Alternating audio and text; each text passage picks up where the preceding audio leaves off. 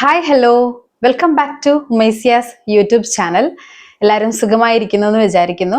So ഇന്ന് നിങ്ങൾ തംബ്നെയിലിൽ കണ്ടതുപോലെ ഫഹദ് ഫാസിൽ പറഞ്ഞ ADHD കുടുംബ ബന്ധങ്ങളിൽ അല്ലെങ്കിൽ ഭാര്യാഭർത്തൃ ബന്ധങ്ങളിൽ ഒരു വില്ലൻ ആവുന്നുണ്ടോ എന്നാണ് നമുക്ക് നോക്കേണ്ടത്. എന്താണ് ADHD, എന്തെല്ലാം ലക്ഷണങ്ങളാണ് ADHD കാണിക്കുന്നത്, അതെങ്ങനെ കുടുംബ ബന്ധങ്ങളെ അല്ലെങ്കിൽ ഭാര്യാഭർത്തൃ ബന്ധത്തിൽ ബാധിക്കുന്നു, എന്ത് പരിഹാരമാണ് നമുക്ക് ചെയ്യാനുള്ളതെന്നാണ് നമ്മൾ സംസാരിക്കുന്നത്.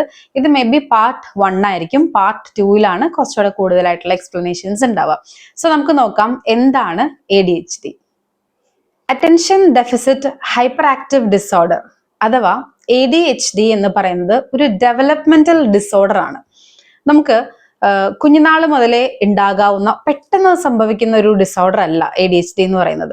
ഇത് കുഞ്ഞിലേ മുതലേ ഡയഗ്നോസ്ഡ് ആവാം. ചിലപ്പോൾ കുഞ്ഞിലേ മുതലേ അൺഅറ്റൻഡഡ് ആയിട്ട് അല്ലെങ്കിൽ അത് ഡയഗ്നോസ്ഡ് ആവാതെ വികൃതിയാണ് കുരുത്തക്കേടാണെന്നൊക്കെ പറഞ്ഞു വിടുന്ന കുട്ടികൾ, ഓവർ സ്മാർട്ട് ആണെന്നൊക്കെ പറഞ്ഞു വരുന്ന കുട്ടികളൊക്കെ മേ ബി അഡൽട്ട് സ്റ്റേജിലേക്ക് വരുമ്പോൾ കുടുംബ പ്രശ്നമായി ബന്ധപ്പെട്ടിട്ടോ അല്ലെങ്കിൽ ജോലിയിലുള്ള ചില പ്രശ്നങ്ങളൊക്കെ വരുമ്പോഴാണ്, ഒരു സൈക്കോളജിസ്റ്റിന്റെ ഹെൽപ്പ് എടുക്കുമ്പോഴാണ് നമ്മൾ മനസ്സിലാക്കുന്നത് അവർക്ക് അഡൽട്ട് ADHD ആണെന്ന്.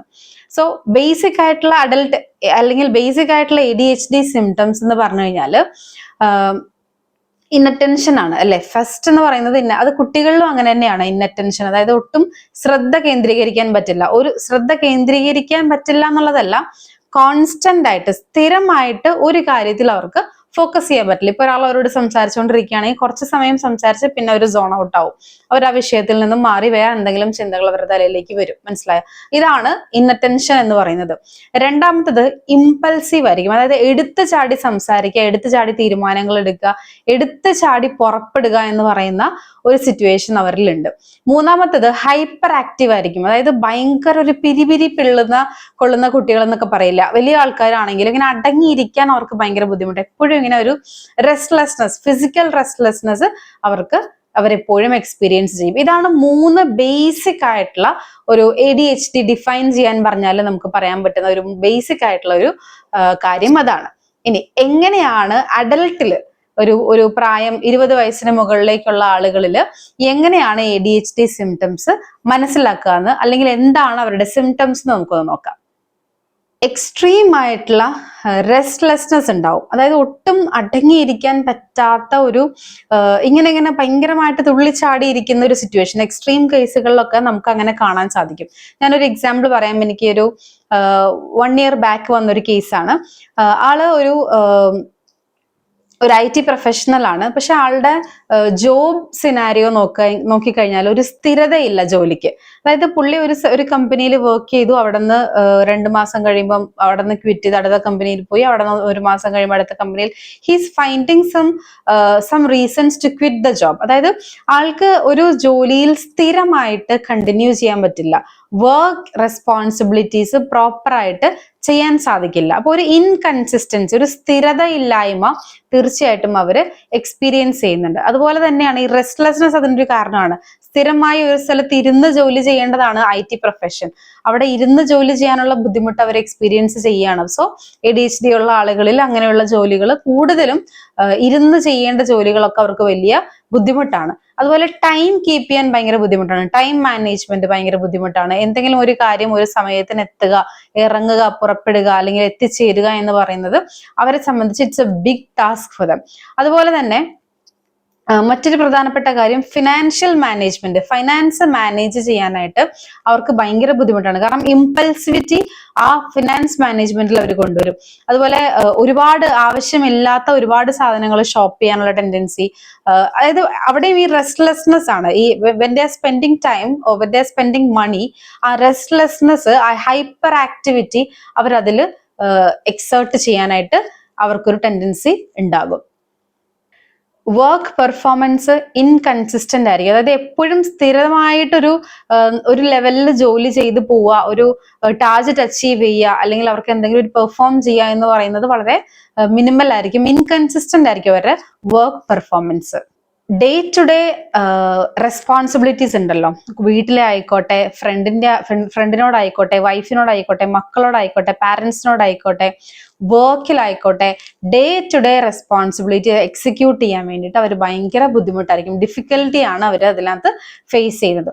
അതുപോലെ കൂടുതലും പല ആളുകളിലും എല്ലാ സിംറ്റംസും കൂടി ഉള്ള ഒരാളുണ്ടാവില്ല. പല ആളുകളിലും പല രീതിയിലുള്ള സിംറ്റംസ് ആയിരിക്കും നമുക്ക് കാണാൻ കഴിയുക. അതായത് ഡിഫറെന്റ് ആണ് ഡിഫറെന്റ് പീപ്പിളിലുള്ള സിംറ്റംസ് നമ്മൾ മനസ്സിലാക്കുക. മറ്റൊരു പ്രധാനപ്പെട്ട കാര്യം ഞാൻ നോട്ടീസ് ചെയ്തിട്ടുള്ളത്, കോൺസ്റ്റന്റ് ആയിട്ടുള്ള ഒരു ഫീലിംഗ് അവരുടെ ബ്രെയിനിൽ ഉണ്ടാവും. എന്താണെന്നറിയോ, ഒന്നില്ലെങ്കിൽ ഒരു ഗിൽട്ട് ഫീലിംഗ് ആണ്, ഒരു കുറ്റബോധമാണ്. ഓക്കെ, ഞാൻ അങ്ങനെ ചെയ്തല്ലോ, ഞാനത് മിസ് ചെയ്തല്ലോ, ഞാനത് ചെയ്തില്ലല്ലോ, ഞാൻ ലേറ്റ് ആയല്ലോ, എനിക്ക് ഫിനാൻസ് മാനേജ് ചെയ്യാൻ പറ്റില്ലല്ലോ, വാട്ട് എവർ ഇറ്റ് ഇസ്, ഒരു കോൺസ്റ്റന്റ് ഗിൽട്ട് ഫീലിംഗ് ഉണ്ടാവും. അതല്ലെങ്കിൽ കോൺസ്റ്റന്റ്ലി അവർ ഫ്രസ്ട്രേറ്റഡ് ആയിരിക്കും. എപ്പോഴും അവർ പറഞ്ഞു ഐ എം ഫ്രസ്ട്രേറ്റഡ്, എനിക്കിത് പറ്റുന്നില്ല, എനിക്ക് ഭയങ്കര ഇറിറ്റേറ്റഡ് ആവുന്നു, ഞാൻ ഫ്രസ്ട്രേറ്റഡ് ആകുന്നു എന്ന് കോൺസ്റ്റന്റ് ഒരു ഫ്രസ്ട്രേഷൻ അവർക്ക് എക്സ്പീരിയൻസ് ചെയ്യും.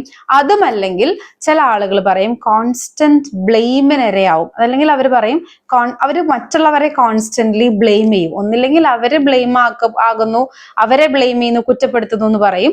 അതല്ലെങ്കിൽ അവര് ആരെയെങ്കിലും എന്തെങ്കിലും ഒരു ഇഷ്യൂ ഉണ്ടായാൽ constantly they have a tendency to blame others. അതാണ് അവരുടെ മറ്റൊരു പ്രത്യേകത. ഇനി മറ്റൊരു അവരുടെ ഡെയിലി ലൈഫിലേക്ക് നോക്കിക്കഴിഞ്ഞാൽ അവർക്ക് ഓർഗനൈസ് ചെയ്യാൻ എന്തെങ്കിലും ഒരു പരിപാടി, അവരുടെ ഡെയിലി ലൈഫ് ഇവന്റ് അല്ലെങ്കിൽ എന്തെങ്കിലും ഒക്കെ ഒന്ന് ഓർഗനൈസ് ചെയ്യാൻ, പ്ലാൻ ചെയ്യാൻ ഒക്കെ അവർക്ക് ബുദ്ധിമുട്ട് അവർ നേരിടുന്നുണ്ട്. ഡെയിലി ലൈഫ് ആക്ടിവിറ്റീസോ ഡെയിലി ലൈഫ് ഇവന്റ്സിനെ ഒന്ന് ഓർഗനൈസ് ചെയ്യാനോ, ടാസ്കുകളെ ഒന്ന് കോർഡിനേറ്റ് ചെയ്യാനോ, പ്ലാൻ ചെയ്യാനോ ഒക്കെ ഒരു ADHD പേഴ്സണെ സംബന്ധിച്ച് ഇറ്റ്സ് എ ബിഗ് ടാസ്ക്. അത് ഭയങ്കര ബുദ്ധിമുട്ടുള്ള ഒരു കാര്യമാണ് അവർക്ക്. എപ്പോഴും ഒരു മെന്റൽ റെസ്റ്റ്ലെസ്നെസ് ഉണ്ട്. അതായത് മനസ്സിങ്ങനെ ഒരു സ്ഥലത്ത് നിൽക്കുന്നില്ലാത്തൊരവസ്ഥ, ഒരു സ്ഥലത്ത് മാത്രം അവർക്ക് മനസ്സിനെ ഫോക്കസ് ചെയ്ത് നിർത്താൻ പറ്റാത്തൊരവസ്ഥ, ഒന്നിൽ നിന്നും മറ്റൊന്നിലേക്ക് ചാടിക്കൊണ്ടിരിക്കുന്ന ഒരു സിറ്റുവേഷൻ. ഞാനൊരു എക്സാമ്പിൾ പറയാം. ഒരു പക്ഷി ഒരു മരത്തിലിരുന്ന് ഒരു ആ പൂവിന്റെ തേൻ നുകരാനിരിക്കുന്നത് നിങ്ങൾ ചിന്തിക്കുക. ആ തേൻ നുകരാനിരിക്കുന്ന സമയത്ത് മറ്റൊരു പൂ കാണുമ്പോൾ ആ പക്ഷി മറ്റൊരു മരത്തിലേക്ക്, ആ പൂവിലേക്ക് പോയി ഇരിക്കും.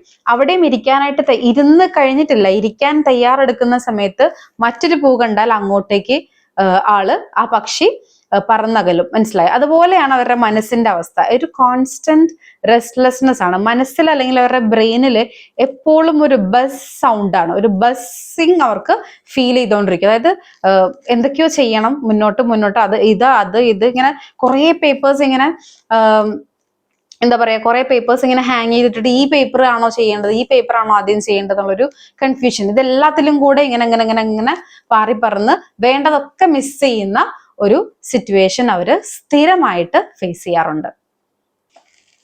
മറ്റൊരു പ്രധാനപ്പെട്ട കാര്യം സ്പീച്ച് സ്പോണ്ടേനിറ്റി എന്ന് പറയും. അതായത് പെട്ടെന്ന് എടുത്തു ചാടി സംസാരിക്കും. ഒരു ഗ്രൂപ്പിൽ ഡിസ്കഷനിൽ ഇരിക്കുകയാണ്, ഇമ്പോർട്ടൻ്റ് ആയിട്ടുള്ള മീറ്റിങ്ങിലൊക്കെ ഇരിക്കുമ്പോൾ എൻ്റെ ഒരു ക്ലയന്റ് പറഞ്ഞതാണ്, ഇമ്പോർട്ടൻ്റ് ആയിട്ടുള്ള മീറ്റിംഗ് ആണ്, അത് സംസാരിക്കാൻ വിദഗ്ധരായിട്ടുള്ള ആൾക്കാരെ കമ്പനിയിൽ നിന്ന് കൊണ്ടുപോയിട്ടുണ്ട്. പക്ഷെ അവര് സംസാരിക്കാൻ പ്രിപ്പയർ ആയി വന്നതും കൂടെ സംസാരിക്കാനായിട്ട് എനിക്ക് അനുവദിക്കാൻ കഴിയുന്നില്ല. കാരണം എൻ്റെ ഇമ്പൾസിവിറ്റി, ഞാൻ ഈ സ്പീച്ച് സ്പോണ്ടേനിറ്റി ഉള്ളത് കൊണ്ട് ഞാൻ കയറി അങ്ങ് സംസാരിക്കും. അപ്പൊ മീറ്റിങ്ങിന്റെ ലക്ഷ്യം നടക്കില്ല. മനസ്സിലായോ?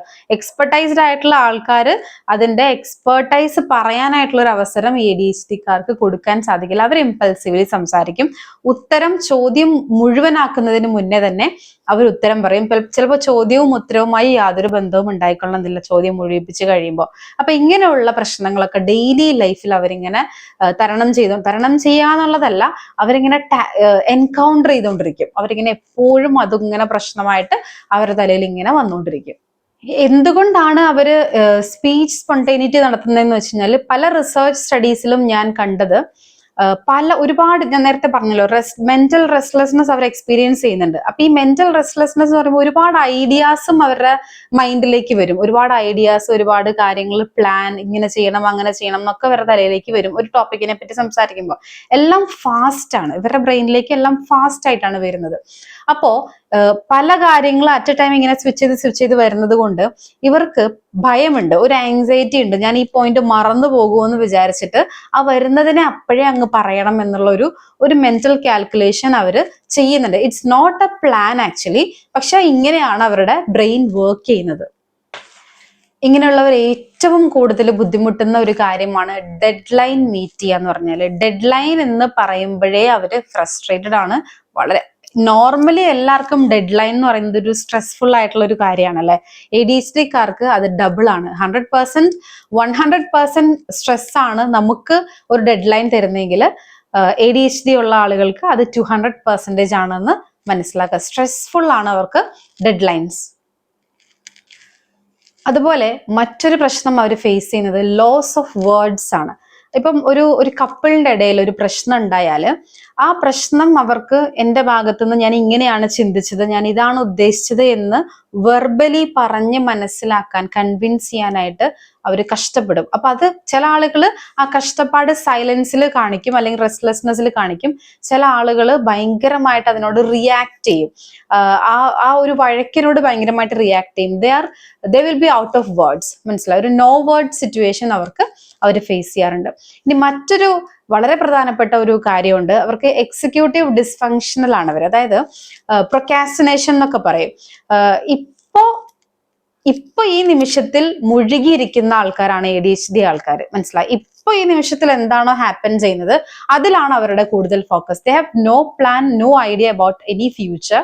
പക്ഷെ അവര് ആ സിറ്റുവേഷനിൽ ഫ്യൂച്ചറിലേക്ക് എൻറ്റർ ചെയ്യാണ്. മനസ്സിലാവുന്നുണ്ടോ?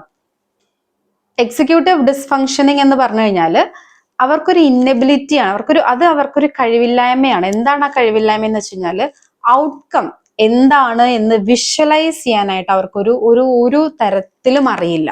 ഔട്ട്കം വിഷ്വലൈസ് ചെയ്ത് ഒരു കാര്യത്തെ പ്ലാൻ ചെയ്യാൻ ഒരാൾക്ക് വേണ്ടിയിട്ട് ഞാൻ ഇങ്ങനെ ചെയ്യാം, ഞാൻ ഇങ്ങനെ പ്ലാൻ ചെയ്യാം, ഞാൻ ഇങ്ങനെ സർപ്രൈസ് ചെയ്യാം, ഞാൻ ഇങ്ങനെയൊക്കെ അറേഞ്ച് ചെയ്യാം, അവരുടെ പ്രോബ്ലം ഇങ്ങനെ സോൾവ് ചെയ്യാം, അങ്ങനെയുള്ള ഒരു ഔട്ട്കം വിഷ്വലൈസ് ചെയ്തുകൊണ്ട് അവർക്കൊരു പ്ലാൻ ഉണ്ടാക്കാൻ അറിയില്ല. സോ അവർ പ്രൊക്കാസ്റ്റിനേറ്റ് ചെയ്യും, അല്ലെങ്കിൽ സോ അവർ പ്ലാൻ ഇല്ലാതിരിക്കും. മനസ്സിലായോ? ഇതൊക്കെയാണ് ഇവരുടെ ഒരു മെയിൻ ആയിട്ടുള്ള ഡെയിലി ലൈഫിൽ അവർ സ്ട്രഗിൾ ചെയ്യുന്ന കുറെ ഇഷ്യൂസിൽ ഒരെണ്ണം ഇതാണ്. ഇനി കൂടുതലും ഞാൻ കണ്ടിട്ടുള്ള ഒരു കപ്പിൾ കേസുകളിൽ പ്രത്യേകിച്ച് ഞാൻ കണ്ടിട്ടുള്ള ഒരു പ്രത്യേകത അൺമോട്ടിവേറ്റഡ് ആയിരിക്കും. അതായത് ഇതിപ്പോ ഇങ്ങനെ ചെയ്തില്ലെങ്കിലും പ്രശ്നമില്ലല്ലോ, ഇതിപ്പോ ചെയ്യണം, എനിക്കത് ചെയ്തെടുക്കണം, എനിക്കിത് എങ്ങനെയെങ്കിലും ഇത് ഓക്കെ ആക്കണം. അല്ലെങ്കിൽ കപ്പിൾ റിലേഷൻഷിപ്പിലോ റൊമാൻറ്റിക് റിലേഷൻഷിപ്പിലൊക്കെ ആണെങ്കിൽ എൻ്റെ വൈഫിന്റെ ഈ പ്രോബ്ലം, എൻ്റെ ഹസ്ബൻഡിനോടുള്ള ഈ പ്രോബ്ലം, ഹസ്ബൻഡിന് എന്നിൽ നിന്നുള്ള ഈ പ്രശ്നം, വൈഫിന് എന്നിൽ നിന്നുള്ള ഈ പ്രശ്നം സോൾവ് ചെയ്യണം, what ever the matter is. അങ്ങനെ ഒരു മോട്ടിവേഷൻ. ഇനി അതും അല്ലെങ്കിൽ ഞാൻ ഈ ഒരു ടാസ്ക് കംപ്ലീറ്റ് ചെയ്യണം എന്നുള്ള ഒരു മോട്ടിവേഷൻ അവർക്ക് ഉണ്ടാവില്ല. They are always unmotivated. എന്തുകൊണ്ടെന്നറിയാവോ? മോട്ടിവേഷനെ റെഗുലേറ്റ് ചെയ്യുന്ന ന്യൂറോ ട്രാൻസ്മിറ്റർ ആണ് ഡോപ്പമിൻ എന്ന് പറയുന്നത്, നമ്മുടെ ബ്രെയിനിലുള്ള. അല്ലെ, നമുക്കൊരു റിവാർഡ് ഉണ്ട്, ആ ഒരു ടാസ്ക് നമ്മൾ കംപ്ലീറ്റ് ചെയ്താൽ നമുക്കൊരു റിവാർഡ് ഉണ്ട് എന്നുള്ള ഫീലിംഗ് കിട്ടുന്ന, അല്ലെങ്കിൽ ആ റിവാർഡ് കിട്ടി, achieved, I have done that, ഞാൻ ചെയ്തല്ലോ എന്ന് തോന്നുന്ന ഒരു പോയിന്റ് ആണ് ഈ ഡോപ്പമിൻ നമുക്ക് ഹിറ്റ് ചെയ്യുമ്പോൾ നമുക്ക് കിട്ടുന്നത്. ഒരു ടാസ്ക് കംപ്ലീറ്റ് ചെയ്യാന്ന് വെച്ചാൽ ഒരു ഡോപ്പമിൻ ഹിറ്റ് കിട്ടുന്നത് നമുക്കൊരു റിവാർഡ് സിസ്റ്റം ആണ് ഫീൽ ചെയ്യുക. ആക്ച്വലി ADHD ആളുകളുടെ ബ്രെയിനിൽ ഡോപ്പമിൻ ട്രാൻസ്പോർട്ടേഴ്സ് കുറവാണ്. അപ്പോ നോർമൽ ബ്രെയിനേക്കാൾ കുറവാണ്. അപ്പൊ അവർക്ക് അതിനെ എങ്ങനെ ആ ഒരു മോട്ടിവേഷൻ, സെൽഫ് മോട്ടിവേറ്റഡ് ആവാനായിട്ടുള്ള ചാൻസസ് വളരെ കുറവാണ്. അതുകൊണ്ട് തന്നെ ഒരു ടാസ്ക് വളരെ ഇനീഷ്യേറ്റീവ് എടുത്ത് അവർക്ക് ടൈമിലി കംപ്ലീറ്റ് ചെയ്യണം, അല്ലെങ്കിൽ കംപ്ലീറ്റ് ചെയ്യുക എന്ന് പറയുന്നത് it's A very difficult task for dum. ഇങ്ങനെയുള്ള ചില കേസുകളിലൊക്കെ മെഡിസിനൽ ഹെൽപ്പ് ഭയങ്കരമായിട്ട് അവരെ സഹായിക്കുമെന്നുള്ളതാണ് പഠനങ്ങൾ തെളിയിക്കുന്നത്. ADHD ആളുകളിൽ ഇൻട്രസ്റ്റ് ഇങ്ങനെ മാറിക്കൊണ്ടിരിക്കും. ഇപ്പൊ ഒരു കാര്യത്തിലാണ് ഇൻട്രസ്റ്റ് എങ്കിൽ കുറച്ച് കഴിയുമ്പം ആ ഒരു കാര്യം മാറും, അവരുടെ ഇൻട്രസ്റ്റ് മാറും. Because they get board easily. പെട്ടെന്ന് ബോറടിക്കും. ഒരു കാര്യം മറ്റുള്ളവർ എൻജോയ് ചെയ്ത് ചെയ്തുകൊണ്ടിരിക്കുന്ന കാര്യം ഇവർക്ക് പെട്ടെന്ന് ബോറടിച്ചിട്ട് അവരെയും കൂടെ, അതായത് if it is A family person, അവരെയും കൂടെ അതിൽ നിന്ന് വേഗം മാറ്റി ആളുടെ കംഫർട്ട് സോണിലേക്ക് കൊണ്ടുവരാനായിട്ട് ശ്രമിക്കുക. അതങ്ങനെയാണ്, പെട്ടെന്ന് അവർക്ക് ബോറടിക്കും എന്നുള്ളതാണ് മറ്റൊരു കാര്യം. നെക്സ്റ്റ് ഇസ് ഫൊഗെറ്റ്ഫുൾനെസ്, മറന്നുപോകും. ഞാൻ പല വ്യക്തികളെയും എൻ്റെ ലൈഫിൽ ADHD ഉള്ള അഡൽട്സിനെ കണ്ടിട്ടുള്ളത്. ഒരു എക്സാമ്പിൾ പറഞ്ഞാൽ, സൂപ്പർ മാർക്കറ്റിൽ പോയിട്ട് സാധനങ്ങൾ വാങ്ങാൻ പോകുന്നു. അവർ പോകുന്നത് വാങ്ങാനുള്ള ഗ്രോസറീസിന്റെ ലിസ്റ്റ് അവരുടെ കയ്യിലുണ്ടാവും. പക്ഷെ ഗ്രോസറി ലിസ്റ്റ് അങ്ങനെ പോക്കറ്റിൽ വെച്ചിട്ട് അവർ കാണുന്ന അവർക്ക് ഇഷ്ടമുള്ള എന്തൊക്കെയോ വാങ്ങിയിട്ട് they'll be coming home. മനസ്സിലായോ? വേണ്ട സാധനങ്ങളൊന്നും തന്നെ വാങ്ങിയിട്ടുണ്ടാവില്ല. വേണ്ടാത്തതെല്ലാം ബൾക്കായിട്ട് വാങ്ങിപ്പോകുന്നു. അതായത് ഒരു ഇമ്പൾസിവിറ്റി ഇൻ ഷോപ്പിംഗ്, അല്ലെങ്കിൽ ഒരു മെച്യൂർ ആയിട്ട് അവർക്ക് അതിനെ ഹാൻഡിൽ ചെയ്യാൻ പറ്റുന്നില്ല. പക്ഷെ they will somehow buy things, later on അവർ വാങ്ങിക്കും. പക്ഷെ സമയത്തിന് കിട്ടുക എന്നുള്ളതാണല്ലോ ഏറ്റവും ഇമ്പോർട്ടന്റ് ആയിട്ടുള്ള ഒരു വസ്തുത. അപ്പം അങ്ങനെ ഒരു കാര്യമുണ്ട്, അവർക്ക് ആ ഒരു മറവിയുണ്ട്, ഫൊഗെറ്റ്ഫുൾനെസ് ഉണ്ട്. അതിപ്പം ഷോപ്പിംഗിൽ നിന്നല്ല, എന്ത് കാര്യവും they'll forget things, അവർ മറന്നു പോകുന്ന ഒരു ടെൻഡൻസിയും നമ്മൾ കാണാറുണ്ട്. മറ്റൊരു ഇമ്പോർട്ടന്റ് ആയിട്ടുള്ള കാര്യം, അവർക്ക് വിമർശനങ്ങളെ ഉൾക്കൊള്ളാൻ സാധിക്കില്ല. അതില് പല പേഴ്സണാലിറ്റിയും കൂടെ ഇമ്പോർട്ടന്റ് ആണ് കേട്ടോ. ഓരോ വ്യക്തികളുടെ പേഴ്സണാലിറ്റിയും കൂടെ ഇമ്പോർട്ടന്റ് ആണ് ഇതിനോട് ഈ സിംറ്റംസിനോട് ചേർത്ത് പറയുമ്പോൾ.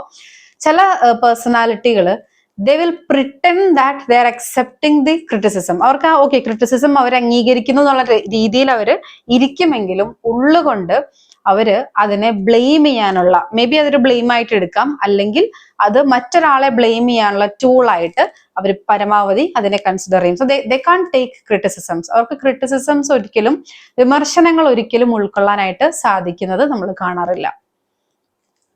കപ്പിൾ അല്ലെങ്കിൽ റൊമാൻറ്റിക് റിലേഷൻഷിപ്സിലേക്ക് വരുമ്പോൾ അവർ ഭയങ്കര എനർജി എക്സേർട്ട് ചെയ്തിട്ടാണ് സെക്ഷൽ റിലേഷൻഷിപ്പിൽ ഏർപ്പെടുക. കൂടുതൽ ആളുകളും, എല്ലാവരും അങ്ങനെയാണെന്നല്ല, കൂടുതൽ ആളുകളും സെക്ഷൽ റിലേഷൻഷിപ്പിൽ ഒരുപാട് എനർജി യൂസ് ചെയ്യും. മാത്രമല്ല, ഇൻ ബിറ്റ്വീൻ ദാറ്റ് ഇന്റിമസി അവർക്ക് ഇൻട്രൂസീവ് ആയിട്ടുള്ള എന്തെങ്കിലും ഒരു തോട്ട്, ഇപ്പം പല കാര്യങ്ങളും ഞാൻ മറന്ന് അവിടെ വെച്ചിട്ടുണ്ടോ, ഞാൻ ഇന്ന സ്ഥലത്ത് പോകാനുണ്ടല്ലോ എനിക്ക് വൈകിട്ട്, മനസ്സിലായ, അങ്ങനെയുള്ള ഇൻട്രൂസീവ് ആയിട്ടുള്ള തോട്ട്സ് വൈൽ ദേ ആർ ഇന്റിമേറ്റിംഗ് തലയിലൂടെ പോവുകയും അവർ ഡിസ്ട്രാക്റ്റഡ് ആവുകയും പെട്ടെന്ന് ചെയ്യുന്നത് കാണാറുണ്ട് നമ്മൾ.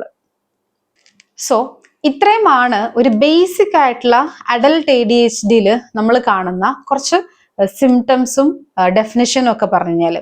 ഇനി ഇതെങ്ങനെ ഒരു റിലേഷൻഷിപ്പിനെ ബാധിക്കുന്നു, നമുക്ക് എന്ത് പരിഹാരം ഉണ്ടാക്കാൻ പറ്റും എന്നുള്ളത് പാർട്ട് 2 ഉണ്ടാവും. So stay tuned.